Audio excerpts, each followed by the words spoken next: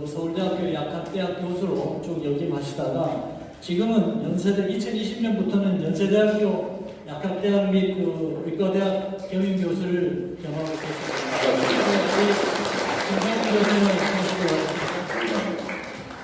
네, 이렇게 만나뵙게 돼서 대단히 반갑습니다. 네. 저 평생 초등학생, 중학생 앞에서 강연하게 되는 경우는 흔하지가 않아서요. 가장 어려운 강연의 경험 중에 하나고요.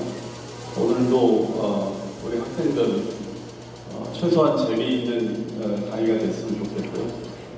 혹시라도 지루할 수도 있는데 여러분들 끝까지 졸지 않고 잘 들어주는 학생들한테는 제가 선물로 책 5권을 가져왔습니다. 그래서 우리 강의 끝나면 이 강의를 얼마나 잘 들었는지 5가지 그걸 맞히는 분들한테 대한민국 그 노벨상이라고 하는 호암상을 수상한 수상자들이 인생 스토리를 담아놓은 아주 귀한 책인데요. 호암재단에서 발행한 책입니다. 그래서 여러분들이 그 책을 선물로 받아가실 수 있으면 참 좋겠습니다. 그래서 졸지 말고 잘 들어주시면 좋겠습니다. 오늘 제목은 창의학의 축복인데 사실은 창의학이라는 말이 그렇게 여러분들한테 익숙하진 않죠?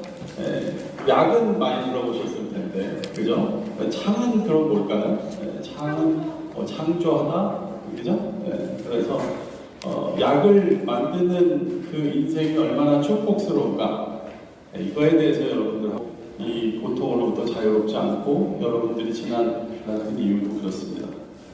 인류가 이제 이런 위험으로부터 살아남기 위해서 지난 2, 3년 동안 국가별로, 개인별로 가지가지 정말 그 창의적인 방법으로 격리도 해봤고 치료도 해봤고 뭐 각가지 형태의 마스크 난도 겪어봤고 뭐 사회적 거리두기 이런 것들도 못 만난 것도 꽤 오래됐고 이런 모든 방법들이 국가적으로 어떤 정책, 방역, 예방 이런 것들 또 여러분들이 열광하는 아이돌, 여러분들의 그 직업 선호도를 보니까 특히 초등생들 운동선수 되는 게 굉장히 좋다라고 요즘 국가적인 영웅으로 우리 손흥민 선수도 있고 그렇지만 그리고 얼마 전에 지방선거도 끝났고 대통령도 새로 뽑고 여러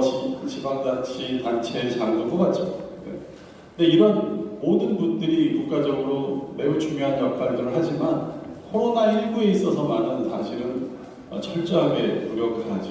우리가 노래를 아무리 잘하고 축구를 아무리 잘해도 어떤 정책을 만들어도 다시 코로나19를 완전히 해결하는 수 있는 사람은 없습니다. 아까도 보여드렸지만 거리두기, 마스크, 우리 기죽지 말자, 잘해보자 이런 여러 가지 구호들이 있었지만 이 어떤 방식도 다시 코로나19를 해결할 수는 없었어요. 이럴 때 항상 인간이 코로나19뿐만 아니고 그전에도 겪었던 수많은 이런 인류의 생존이 왔다 갔다 하는 절대절명의 순간에 항상 이 인류를 위기에서 구했던 사람들은 어김없이 과학자였습니다. 과학자들이 결국 기술적인 솔루션을 제공하지 않고는 이 문제를 해결할 수는 없습니다. 즉 과학자는 평화시에는 마치 있어도 되고 없어도 되는 직업인 것처럼 비교적 조용한 곳에서 묵묵하게 자기 일을 하고 있는 직업입니다. 그렇지만 국가가 그리고 인류가 정말 절대절명의 위기를 처하게 되면 그때는 상황이 달라집니다. 그때는 과학자만이 그 문제를 풀 수 있는 유일한 직업입니다. 이번 사실 코로나19 문제도 코로나의 백신과 치료제를 누가 개발했습니까? 결국 과학자, 생명과학자, 의학학자 이런 분들이 힘을 합쳐서 백신도 개발했고 또 지금 치료제도 개발함으로써 여러분들이 아직까지는 마스크를 끼고 있지만 이제 사회가 굉장히 빨리 정상적인 상태로 돌아오고 있습니다. 여러분들은 지난 2, 3년 이 팬데믹의 위기를 통해서 과학자라는 직업이 인류한테 얼마나 중요한 역할을 하고 있는지, 비록 그 직업의 화려함은 아이돌보다 혹은 굉장히 훌륭한 축구 선수나 야구 선수보다 못할 수 있는데, 묵묵한 그 직업이 결국은 인류 전체의 희망일 수 있는 직업이라는 거 잊지 말고 여러분들이 그쪽에도 관심을 좀 가져주면 좋겠다. 이미 여기 계신 분들은 아마 과학이라는 영역에 어느 정도 다른 학생들에 비해서 관심을 좀 더 높이 가지고 있기 때문에 아마 이 자리에 오지 않았나 이렇게 생각을 해봅니다. 나는 사실은 저도 초등생의 그리고 청소년의 시절을 거쳐서 이제 여기까지 오게 됐지만, 지금 여러분과 나의 나이 차이가 너무 커서 사실 여러분들이 마음속에 머릿속에 어떤 생각을 하고 있는지 거의 알 수가 없어요. 죄송하게도.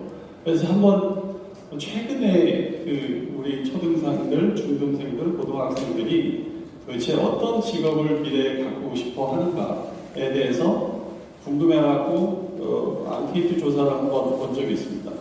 이게 사실인지 아니면 여기 있는 학생들도 거기에 대해서 공통적인 생각을 가지고 있는지 모르겠지만, 지난 3년 동안의 그 조사를 보면 초등생들은 제일 선호하는 직업이 3년 내내 운동선수, 두 번째가 교사, 의사, 세 번째가 교사, 교사와 의사, 운동선수가 해마다 큰 차이 없이 그 탑3를 차지하고 있는 것을 보게 되고요.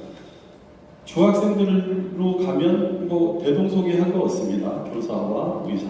사실은 왜 여러분들이 교사와 의사를 선호하게 되는지 저는 잘 알 수는 없지만, 영국 옥스퍼드 대학의 마이클 오스본 교수가 700여 개의 직업을 분석했습니다. 그 결과가 아주 충격적입니다. 이것이 바로 20년 안에 사라질 여러분의 직업입니다. 좀 전에 살펴본 약사가 먼저 눈에 띄는데요. 의사, 판사, 변호사, 우리가 선망하는 일자리죠. 그 일자리도 사라집니다. 20년 안에 700여 개의 일자리 중 약 절반이 사라진다고 합니다. 네, 이것은 서울대 자유연구학부의 장대익 선생님의 명년만리 강연에서 저희가 좀 따온 것입니다. 이것이 얼마나 트루일지는 이제 살아봐야 알겠지만, 아마 이 트렌드는 크게 틀리지 않았을 것입니다. 여러분들이 안정적인 직업이라고 생각하는 많은 직업군들이 앞으로 멀지 않은 장래에는 사라지게 되거나 큰 의미를 갖지 않거나 여러분들이 그렇게 열망하면서 가지 않아도 될 직업일 수 있고, 지금 존재하지 않을 것 같은 직업들, 그런 직업들이 아마 새로운 각광받는, 아마 여러분들 유튜버 이런 것들의 직업이라는 것이 여러분들은 다 알고 있을 텐데요. 저희가 어렸을 때는 그런 직업 자체를 들어본 적이 없습니다. 왜냐하면 유튜브가 존재하지 않았기 때문에. 그와 같이 지금 여러분들한테 상식적으로 해당하는 많은 직업들이 과거에 존재하지 않았고, 지금은 여러분들이 게임 선수들 이런 것들도 이전에는 존재하지 않았죠. 여러분들이 현재, 특히 부모님들도 마찬가지고, 오늘 선호하는 직업이 과연 10년 후에도 선호되는 직업일까에 대해서 많이 생각해 보시고, 앞으로 굉장히 빨리 변화하고 있는 기술적인 변혁 사회에서 살아남고 성공적으로 이 세상에 기여를 하려면 과연 나는 어떤 길을 가야 할 것인가. 아까도 처음에 말씀드렸지만, 과학이라는 영역은 시대의 어느 순간에도 세기에 한 명씩 나올까 말까 하는 아인슈타인이나 뉴턴이나 여러분들이 위인전에서 보고 있었던 일부의 극소수 과학자들을 빼고 나면, 과학자라는 직업은 겉으로 보기엔 그렇게 화려하지 않고 매우 조용한 직업입니다. 그럼에도 불구하고 과학자가 현실하고 멀거나 또 금방 좌절되거나 또 좀 사춘기를 지나서 성장, 청소년기를 지나면 바꿔질 수가 있습니다. 저는 사실은 저도 제 인생에 여러분보다 오랫동안 살았을 뿐이지 다른 많은 사람들의 그리고 많은 직업분들이 어떤 어려움이 있고 어떤 좌절이 있고 어떤 성공이 있는지 다 겪어보지 못했어요. 제가 이 자리에 불리움을 받아서 여러분들한테 할 수 있는 뭐 어떻게 보면 가장 사실에 가깝고 그 다음에 진정성이 있는 스토리는 뭐 제 인생이 중요해서가 아니고 제 인생에서 느꼈던 얘기들을 여러분들한테 할 수밖에 없죠. 저는 소개받은 대로 뭐 그와 같은 과거의 이력을 가지고 여태까지 살아왔고요. 제가 생명약학자, 즉 창약, 약을 개발해야 되겠다는 생각을 하게 된 과거부터 지금까지를 여러분과 함께 조금씩 걸어가면서 어떤 어려움과 어떤 축복이 있었는지 그렇게 한번 제 인생을 나누면서 여러분들은 저와 같은 인생을 가고 싶은지 혹은 가기 싫은지를 선택하시면 될 것 같습니다. 저는 아주 어렸을 때 뭐 여러분 정도의 나이죠. 그보다 더 어렸을 때부터 죽음이라는 게 무엇일까에 대해서 굉장히 관심이 많았어요. 지금도 물론 많고요. 죽음이 특별히 무서움으로 다가오기도 했고 만약에 우리 어머니가 제가 이 나이에 돌아가시면 세상은 어떻게 될까? 죽음 이후는 뭘까? 그래서 죽음이라는 단어에 대해서 대단히 생각이 많이 있었어요. 특히 죽음이 저희한테는 저한테는 아주 어린 시절에 되게 대단한 두려움으로 들어왔었고요. 그래서 아주 어렸을 때부터 저는 사람이 죽지 않는 약을 만들어 보고 싶다라는 생각을 했어요. 사실 그게 한참 후에 어른이 돼서 저의 평생의 직업이 될 줄은 그때는 몰랐어요. 그냥 두려움을 극복하기 위해서 모든 질병을 다 고칠 수 있는 만화와 같은 만병통치약이 있어서 그 약만 먹으면 불로장생하면 할 수 있으면 정말 좋겠다. 그럼 우리 어머니도 안 돌아가실 거고 우리 아버님도 안 돌아가실 거고 나도 안 죽으면 얼마나 좋을까. 실제로 안 죽으면 얼마나 좋은지 모르겠어요. 그죠? 다들 안 죽고 싶어 하지만 근데 이런 생각을 나만 했을까? 그렇지 않죠. 사실 역사적으로 보면 죽기 싫어하는 사람들은 거의 여기 이 중에서 나 오늘 죽고 싶어요 하고 손 들어보면 거의 없죠. 무병장수하고 싶어요 그러면 거의 예외 없이 다 손을 드실 겁니다. 특별히 우울증에 걸리신 분들 빼놓고는 뭐 역사를 통해서 대단히 큰 권력을 가졌던 사람들도 자기의 영생을 위해서 나라를 괴롭히고 국민을 괴롭히고 그 많은 지금 나라마다 위대한 문화 유적지들의 대부분은 그 왕이 영생을 누리기 위해서 만들었던 미신적인 프로덕트들이 많이 있죠, 그죠? 그만큼 사람들은 죽기가 두려운 거예요. 죽음 뒤에 무슨 일이 있을지 모르니까.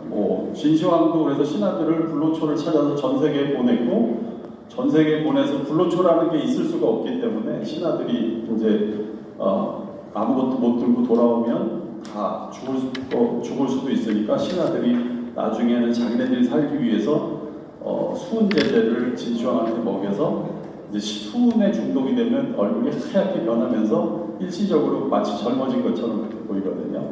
그래서 결국 진시황이 죽게 되는 영생을 원했다가 더 일찍 죽는 결과를 만들게 되죠. 그뿐만 아니고 역사를 통해서 많은 지금 보면 말도 안 되는 일들이 바로 그 불로장생이라는 꿈을 이루기 위해서 탐험도 가고 과학도 발달하고 그런 것들이 대부분 소위 불로장생이라는 것이 얼마나 인간의 공통적인 열망인가를 보여주는 아주 흔한 증거이죠. 이런 역사는 수없이 많이 보여드릴 수가 있기 때문에 이 정도로 얘기하고 이 질문은 사실은 저뿐만 아니고 어떻게 보면 인류가 공통적으로 갖고 있는 그런 이제 해결할 수 없는 그리고 해결하고 싶은 그런 문제였어요. 더 알아야 좋은 약을 만들겠다라는 생각을 해서 생명의 중심 질문으로 가게 됩니다. 저는 사실 초등학교 4학년 때 여러분들이 과학이라는 교과목이 있는지 잘 모르겠는데 모든 생명체는 인간을 포함한 박테리아, 여러분이 상상할 수 있는 모든 생명체들은 공통적으로 생명체라면, 이 지구상에 있는 최소한 생명체라면 공통으로 쓰고 있는 한 가지 원리가 있습니다. 그것은 여러분들이 유전자라는 것을 갖고 있습니다. 모든 생명체는 유전자가 있습니다. 그 유전자는 여러분들이 상식적으로 이미 다 알고 있지만 DNA라는 물질로 되어 있습니다. 그 유전자가 이제 생명의 현상으로 나타나기 위해서는 단백질이라는 것으로 해석이 돼요. 즉 발현이라고 우리가 하는데 DNA라는 유전의 암호가 해석이 돼서 단백질이 됩니다. 여기 계신 여러분들은 다 초등학교 몇 학년, 어떻게 보면 나이로 볼 때는 동일한 것 같지만 여기서 동일한 사람은 하나도 없죠.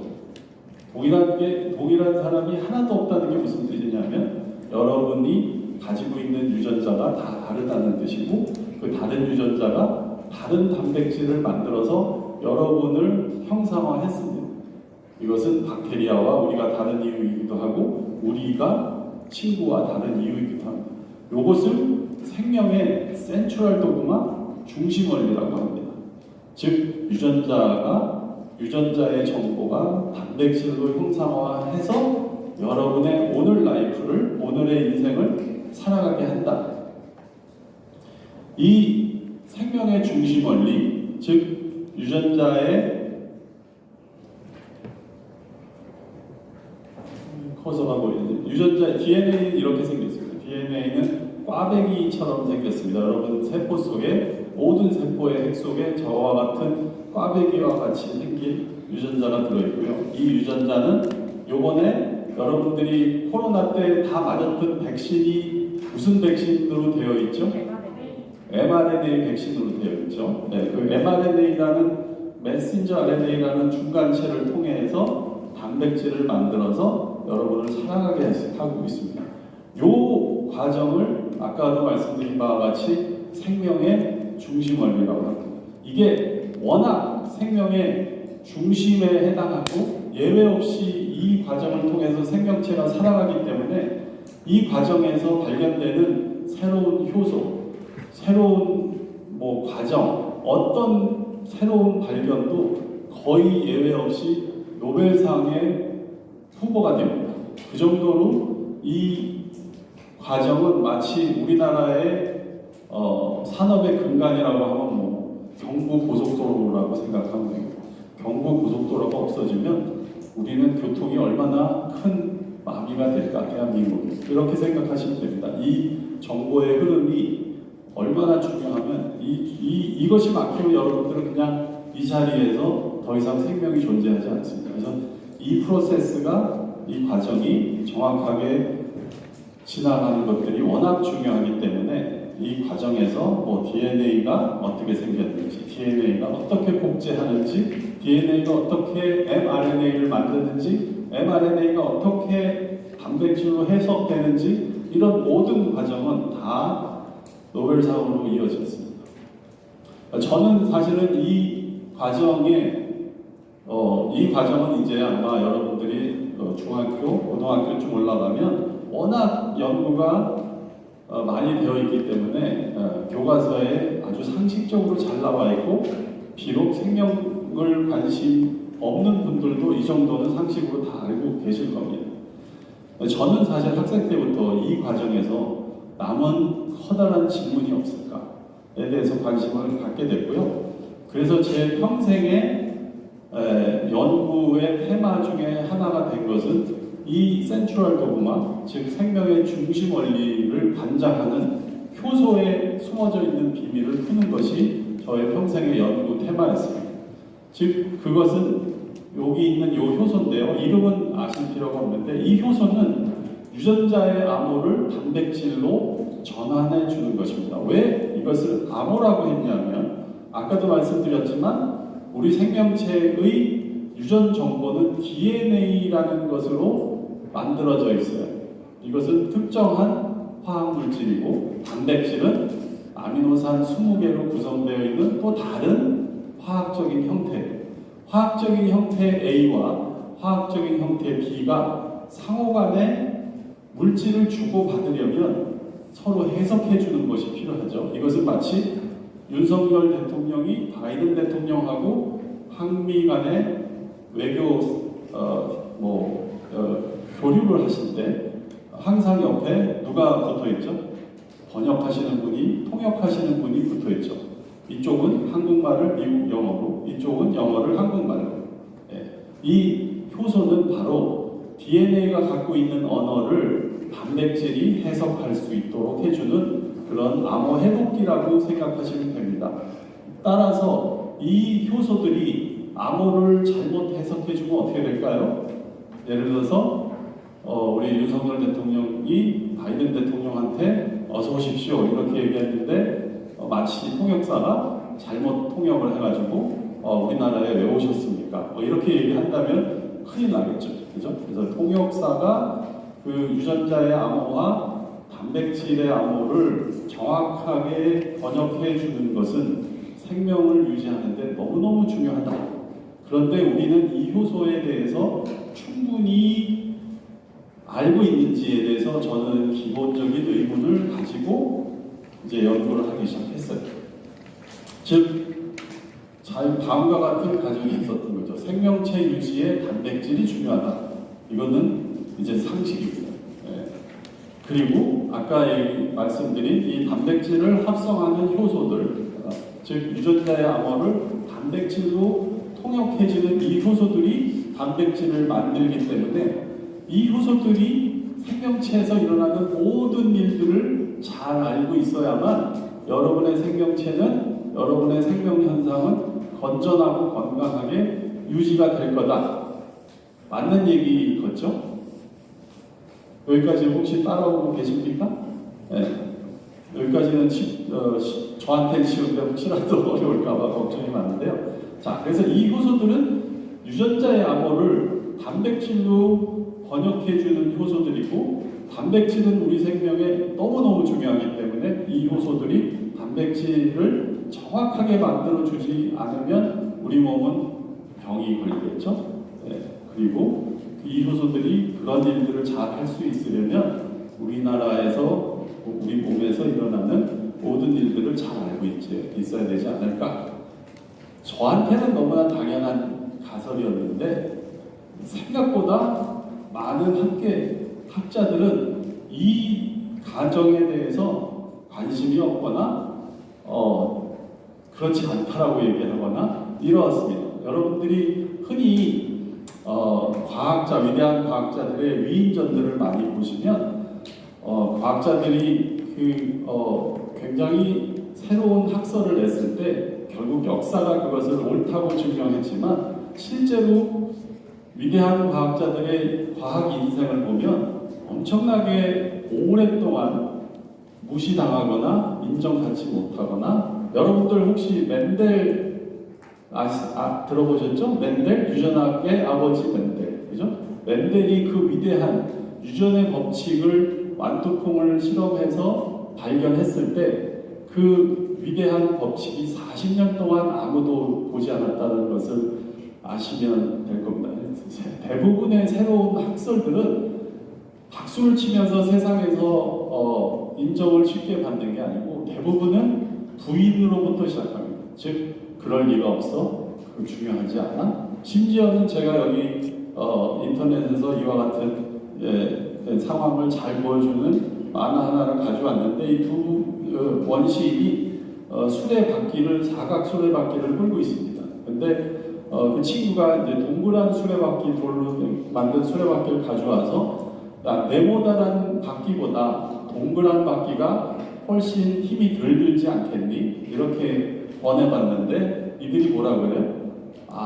나 지금 바빠. no thank you. 그죠? 나는 지금 힘들어 죽겠거든. 내일만 해도 힘들어 죽겠는데 뭐 이런 새로운 학설, 새로운 가능성에 관심이 없어. 이것이 사실은 과학계에서 일어나는, 왜 지금 생각해보면 위대한 발견, 위대한 발명이 그토록 오랫동안 시간을 걸려서 현실화가 될까요? 심지어는 지금 모든 사람들이 타고 있는 자동차가 처음 발명이 됐을 때 헨리 포드가 이게 말보다 느리기 때문에 사람들은 얘가 결코 말보다 빠르지 못할 거라고 생각하고 자동차를 한참 동안 내면했죠.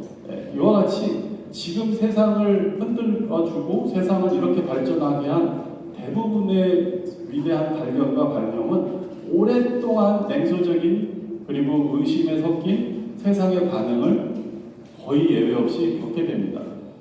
뭐 저도 사실은 오늘 집에 학생들이 돌아가서 생각해보니 X라는 직업이 앞으로 내가 어른이 되면 세상에 굉장히 중요할 것 같아. 근데 부모님들한테 그 말씀을 드렸어요, 여러분들이. 아빠 나는 이런 직업으로 앞으로 세상에 중요한 기여를 하고 싶어. 근데 부모님들은 한 번도 들어보지 못한 직업이에요. 그럼 부모님들의 반응이 정말 신나겠다. 그거 해봐라. 라고 하실 수 있는 부모는 한 10%가 안 돼요. 나머지 90%는 그거 나 들어보지도 못했는데 그냥 아빠 말대로 변호사 되고 의사 되고 대통령 되고 뭐 이런 식으로 지금 굉장히 중요하다고 하는 직업으로 다시 그 학생을 몰아가실 가능성이 많이 있죠. 그렇다고 사실 도발적인 생각이 항상 옳다고 하는 것도 사실은 굉장히 위험합니다. 그러면 잘못하면 이제 근거 없는 허풍쟁이가 될 가능성도 많이 있기 때문에 항상 그 중간에 밸런스를 잘 맞추게 하는 것이 어떻게 보면 저 뒤에 계신 부모님들의 역할이겠죠. 그렇지만 부모님들은 기본적으로 이미 인생을 많이 사셨고 상당히 보수적인 생각을 하고 계시다라는 전제를, 그 사실을 잊지 마시고 학생들을 가이드해 주시면 좋을 것 같습니다. 저도 한 20년 그 가설을 입증하는데 이렇게 오래 걸릴 줄은 몰랐어요. 그래서 결국은 이 단백질을 만들어내는 효소가 우리 몸의 모든 것들을 알고 있는 그런 슈퍼바이저, 그런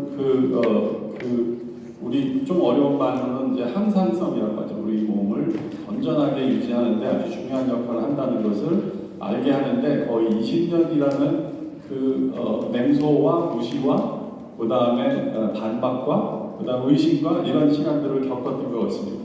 아무튼 한 20년이 지나니까 이제 학계에서 저의 주장을 좀씩 받기 시작했습니다. 그러면 또 맹소가 끝나냐? 이렇게 자꾸 얘기하면 과학자의 길이 이렇게 힘드니까 갈 길이 아닌가 보다, 이렇게 이제 여러분들이 하실까봐 걱정은 좀 돼요. 그렇지만 여러분들이 대통령의 꿈을 꾸던 아니면 스포츠맨의 꿈을 꾸던 어떤 길을 가시던 그 길에는 틀림없이 굉장히 많은 어려움이 있을 거고 그 어려움을 극복하는 과정이 있을 거니까 이 세상에 매일매일 재밌고 매일매일 편하기만 한 직업은 일단은 존재하지 않습니다. 여러분들은 그 꿈은 일단 깨주시고, 자, 두 번째 맹소는 뭐냐면 바로 이거였어요. 그래, 그러면 이 효소들이 우리 몸에 그렇게 중요한데 그건 어떻게 보면 너무 당연한데 근데 그래서 뭐 어쩌라고. 그래서 이게 우리 몸에 무슨 질병을 치료하니?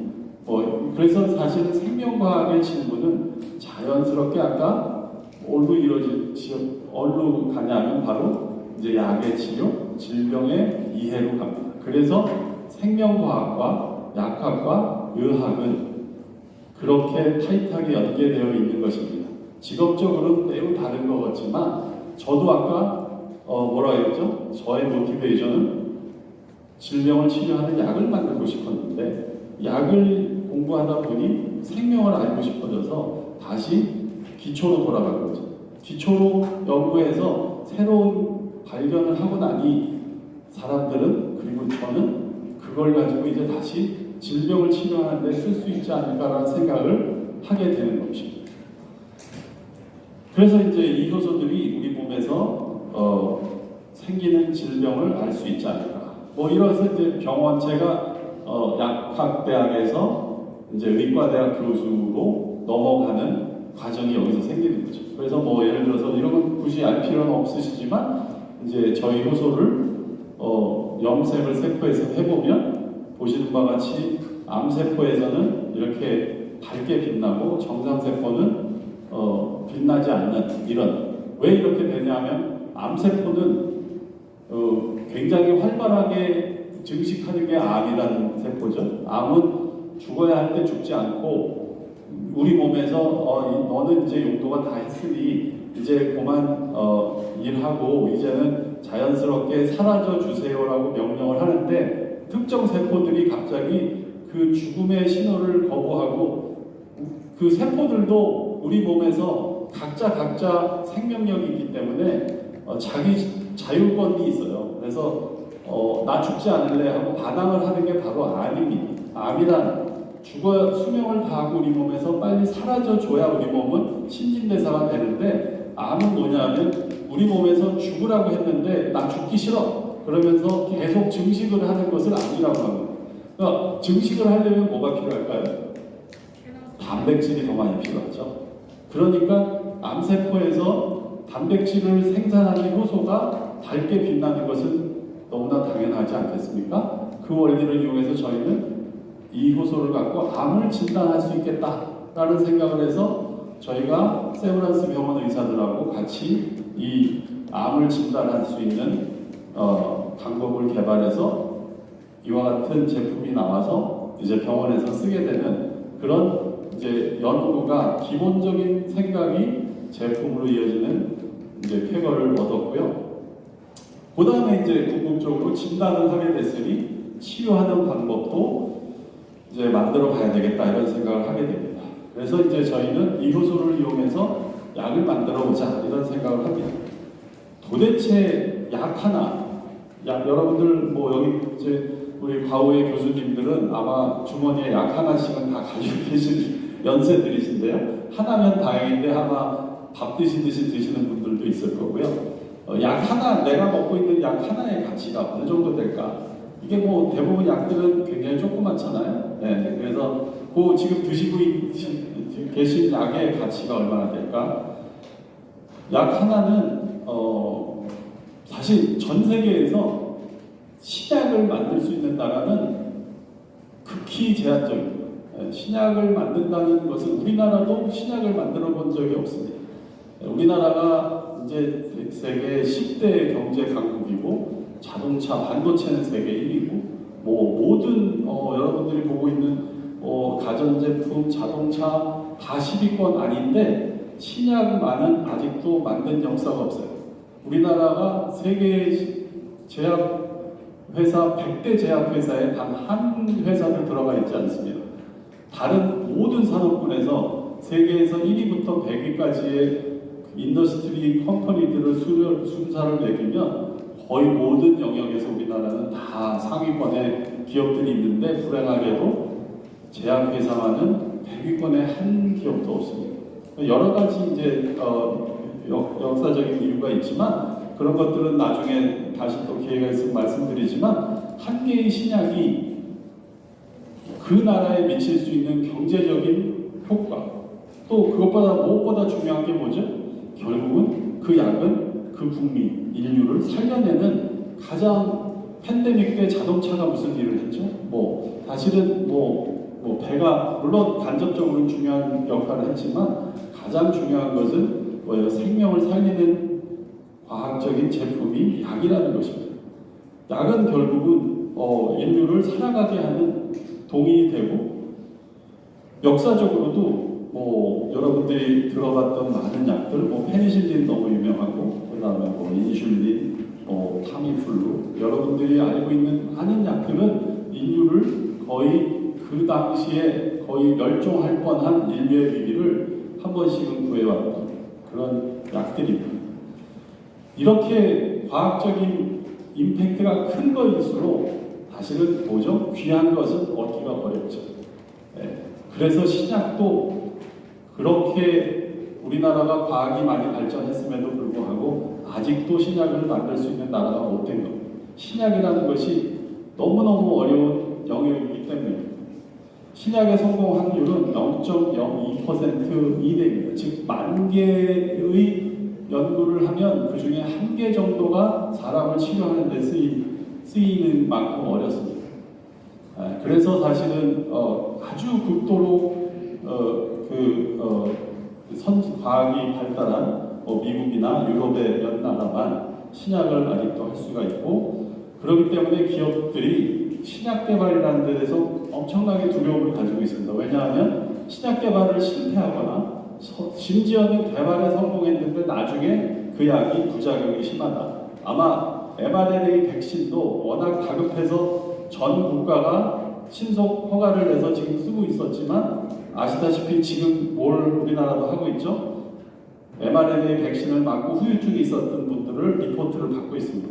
이제 원래는 약은 그렇게 개발되는 게 아니에요. 원래 약은 부작용을 먼저 체크한 다음에 효능을 체크해서 허가를 받게 되는데, 코로나19는 너무 상황이 급하다 보니 치료를 먼저 하고 이제 부작용을 모니터하는 상황이 됐습니다. 대부분은 신약 개발을 하기 싫어합니다. 왜냐하면 실패의 확률, 내가 10,000분의 1의 성공 확률을 이길 자신이 없기 때문에.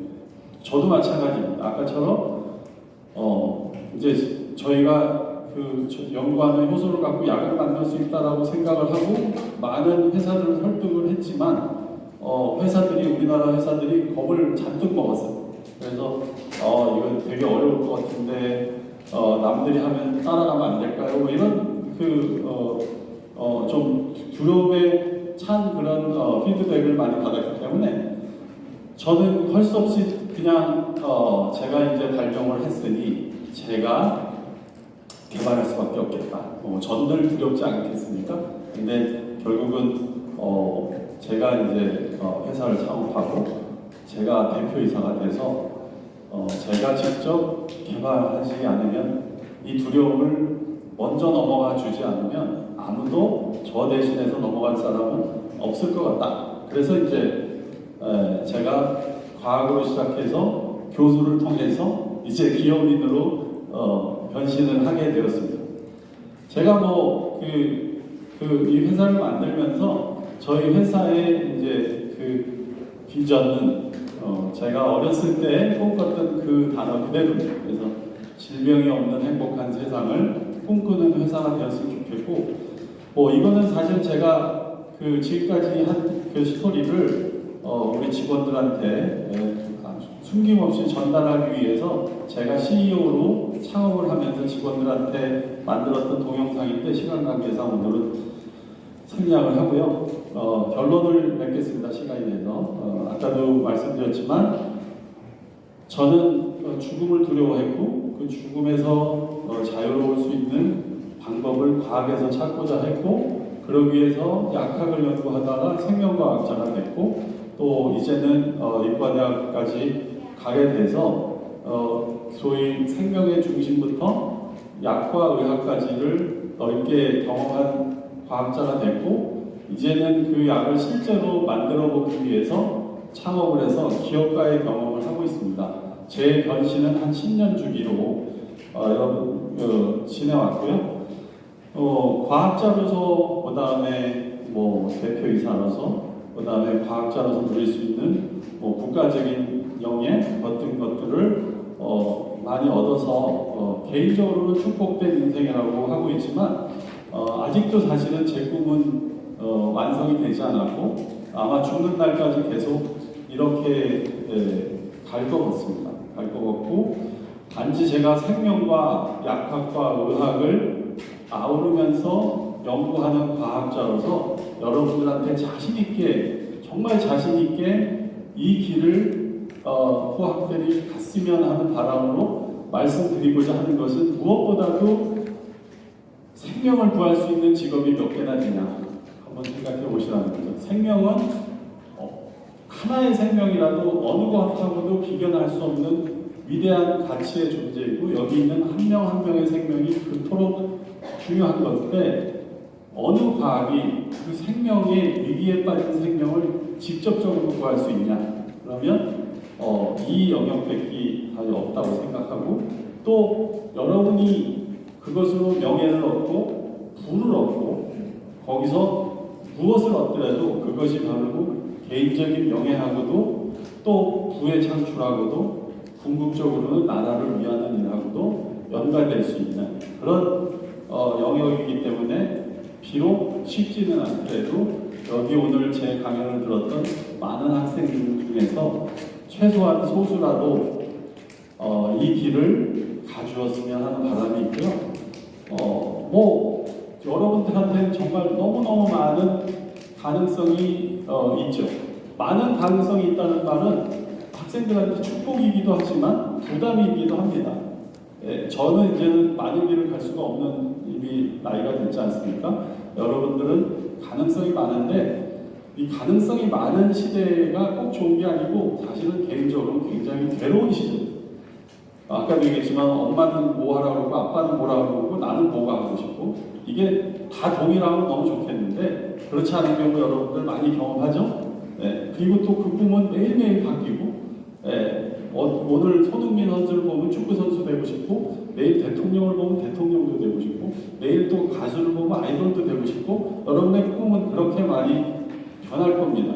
그렇지만 여러분 시기에 여러분들이 꼭 해야 할 하나는 내가 평생을 고민을 하고 어려워도 버리지 않을 것 같은 그 흥미는 과연 어디에 있을까? 왜냐하면 여러분이 어느 직업을 선택하더라도 그 길에 꼭 즐거움만 있는 것은 아니라고 했죠. 네, 거기 반드시 어려움도 있고 좌절도 있고 또 경쟁도 있고 또 실패도 수없이 기다립니다. 그런데 중요한 것은 여러분들이 평생 아무리 어려워도 이 질문은 나를 질리게 하지 않을 것 같아 라는 질문이 있으면 그게 여러분이 가야 할 길이요. 그 질문이 무엇인지를 찾으면 아마 많은 그 여러분의 선택의 길들이 희미하게 보이면서 한두 가지의 길이 명확하게 스크린처럼 나타날 겁니다. 저도 사실은 그 죽음을 극복하기 위한 그 죽음에 대한 두려움을 어떻게 해결할 수 있을까가 제가 성인이 돼서 약을 만들고 질병을 연구하는 사람으로 이어질지는 몰랐어요, 그때는. 그렇지만 그 질문이 끊임없이 저를 움직이게 했기 때문에 결국은 여러 형태의 직업을 통해서 여기까지 오게 됐고, 자, 여러분들한테 의사가 되고 싶다, 약사가 되고 싶다, 사장이 되고 싶다, 바이오 학자가 되고 싶다. 이 모든 것들을 누릴 수 있는 여러분들한테 유연성과 가능성을 열어주는 직업이 과학 말고 뭐가 있겠습니까? 그래서 항상 좀 시니컬하게 과학하시는 분들이 이렇게 얘기해요. 세상을 잘 모를 때는 과학자의 꿈이 많이 있었는데 세상을 쭉쭉 알게 되면 점점 과학자가 지워지고 대학 갈 때쯤 되면 거의 안 남더라. 강남의 고등학교 그 학부형들 거기 학생들한테 이제 아직도 과학의 꿈을 가지고 있는 사람 손들어봐. 그럼 몇 명 안 남는다는 소리 많이 들었거든요. 그렇지만 제가 반드시 여러분들한테 확신드리고 싶은 건 과학자의 길은 결코 여러분들은 지루하지 않게 할 것이고 과학자의 어려움을 부인할 수는 없지만 과학자가 여러분들이 제대로 된 과학자가 돼서 인류의 의미가 있는 발견이나 발명을 하게 됐을 때 그것이 주는 여러분들한테의 보상은 어느 직업과도 비교할 수 없는 그런 아마 자부심이 될 거고 나라의 애국이 될 것이고 심지어는 부의 창출이 될 것입니다. 그래서 여러분들이 원하는 모든 현실적인 꿈, 비현실적인 꿈, 장기적인 비전 모든 것들을 다 채울 수 있을 때 그것이 어떤 과학의 형태가 되든 과학자의 길은 여러분을 결코 실망시키지 않을 것이라고 저는 제 인생을 걸고 여러분들한테 다시 한번 강조드리고 싶습니다. 그래서 그렇게 오늘 강의를 마치도록 하겠습니다. 감사합니다. 저도 그 죽음이 많이 두려운데요.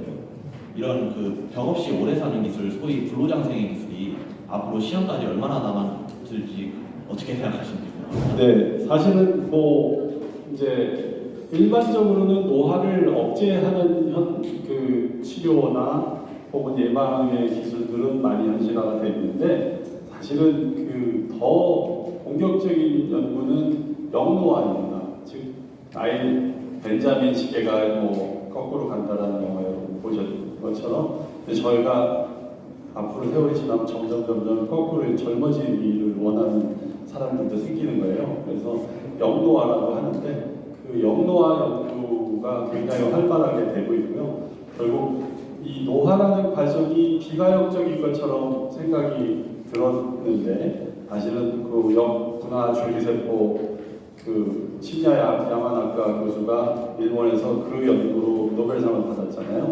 즉 분화된 세포는 역으로 다시 돌아오지 않는다. 줄기세포 이게 거의 정설이었는데 그것을 뒤집은 거죠. 따라서 이제 결국 노화된 세포들도 다시 젊어질 수 있다라는 게 어느 정도는 가능해졌는데 이게 이제 개체적으로 다 그럴 수 있느냐라는 질문은 아직도 남아 있고 언젠가 가능해질 수 있어요.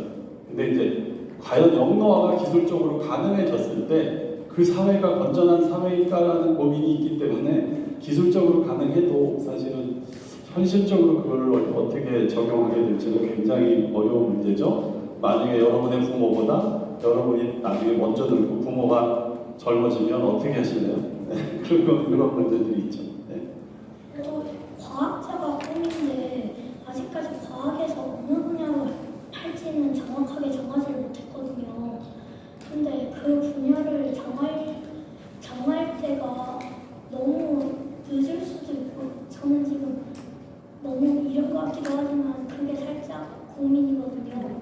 그래가지고 어느 분야로 할지 최소 어느 나이에 그걸 몰라야지 훌륭한 과학자가 될지 그거를 물어보고 싶어서 질문을 하게 되었습니다. 네, 저 사실은 굉장히 수준 있는 고민이에요. 굉장히 사실은 놀라웠는데요. 사실은 자기의 과학자라는 직업을 선택하는 것도 사실 과학자가 직업이 아니에요. 예를 들어서 앞으로 뭐가 되냐 그런데 과학자라는 게 직업의 형태는 아니에요. 그 업무의 형태고 아까도 말씀드렸지만 과학이라는 영역에 있으면 교수도 될 수 있고 연구원도 될 수 있고 기업가도 될 수 있고 심지어는 정치가가 될 수도 있습니다. 그리고 그 중에 하나에 포커싱 할 수도 있고 그걸 다 할 수도 있어요. 그래서 과학이라는 영역에 남아 있으면 여러분의 저 같은 경험을 말씀드리면 저도 얼마나 많이 고민했겠어요. 이리 갈까 저리 갈까 우주선을 만들어 볼까 로봇을 만들어 볼까 생명을 해볼까 여러분 막 머리가 헷갈리죠, 그죠? 근데 내가 보장하는 건 여러분의 유전자 속에 여러분이 정말 본능적으로 좋아하는 질문 하나씩이 숨어져 있어요. 아까도 얘기했지만 그 질문은 아무리 어려워도 질리지 않아. 어떤 것들은 일시적으로 좋아하다가 금방 식어버리는 느낌이 있어요. 그래서 그 질문을 기다리면 때가 와요. 그게 대학 이후에 올 수도 있고 그렇지만 반드시 그게 있습니다. 근데 그 고민은 학생처럼 많은 고민을 하는 학생일수록 그게 명확하게 오고 그냥 남들이 이거 좋다니까 하고 따라가는 사람들도 있어요. 혹은 이 길을 가면 돈을 많이 번다니까 이게 요새 유행이니까 그렇게 가는 분들은 그다지 성공할 수 있을지 모르겠지만 행복하진 않고 보람을 잘 못 느끼니까 자기 내면에서 들리는 소리를 듣는 연습을 많이 하는 게 좋아요. 부모님의 보이스를 많이 듣지 말고요. 여러분 내면에서 얘기하는 거를 듣고 여기 부모님들은 그 소리를 들을 수 있도록 도와주시고 여러분의 의견으로 세상을 자꾸 학생들한테 그려주시지 않았으면 하는 게 교육자, 교수로서의 바람입니다. 학생들이 너무 대학에 오면요. 대학에 와서 저는 아이들을 고치는데 대학에 와서는 거의 고쳐지지가 않아요. 이미 자기가 굉장히 많이 스테레오타이핑화 돼 있어서 그게 자기 정체성하고 관계없는 경우가 굉장히 많이 있습니다. 심지어 저는 의대학대 학생들을 가르치잖아요. 부모들이 선호하는 직업군에 있는 학생들인데도 자기가 누구인지 모르는 학생들이 굉장히 많아요. 그거는 대부분 부모님을 실망시키기 싫어서 열심히 공부해서 온 학생들인데 그런 학생들을 보면 좀 안타까울 때가 많이 있어요. 그래서 부탁드리는데 좋은 대학도 좋고 좋은 직업도 좋은데 학생들이 해피한 게 제일 좋잖아요. 학생들이 자기가 좋아하는 걸 할 수 있도록 환경을 만들어 주시는 게 정말 필요하다고 생각합니다. 너무 낭만적인 소리 같죠? 그죠? 네, 지금 뭐 치열한 대치동에 학원 전쟁이 있는데 지금 뭔 소리 하는 거냐, 당신은. 근데 저는 그 이후의 학생들을 많이 가르치잖아요. 그 학생들이 대학 이후에 너무너무 힘들어할 때가 많이 있거든요. 네, 그걸 생각하면 길게 보시면 뭐 스카이 대학이나 좋은 직업보다는 그 사람이 해피한 게 너무 중요해요.